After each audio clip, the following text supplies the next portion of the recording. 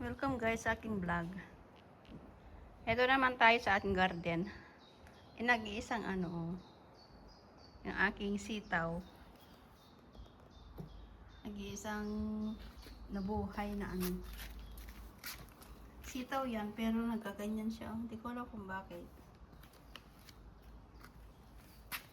Ito yung beans. Nag-okay na rin siya kasi nilagyan ko ng abono. May kamote ako dyan guys.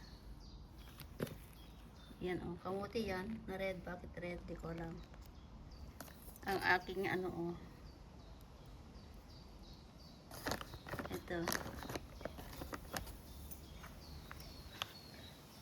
Nalaki na rin yung tubo ng aking kamote. Bakit nagkaganyan? Di ko alam. Hindi na ni guys. Di ko alam kung bakit nagkaganyan. Siguro sa na yan. Pangatlong beses ko na kasi ang aking patani. Daming bunga ng patani guys. Ayan. Look at that. Nag-try lang ako nagtanim. Daming bunga ng patani guys. Tayo dyan. Daming patani, daming bunga. Nag-try lang ako nagtanim talaga. Asli. Kasi may bumili ng amo ko ng patani na iluluto. Yan. Maraming bunga sa taas. May bulaklak. Yan. Yan siya guys.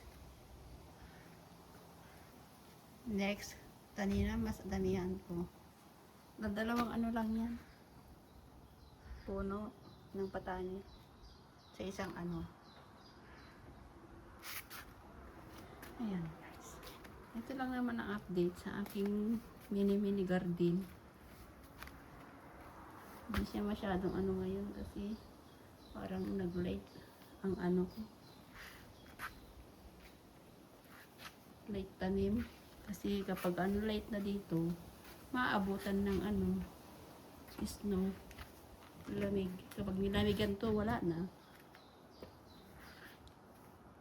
Yan guys. Salamat sa panonood guys. Bye-bye.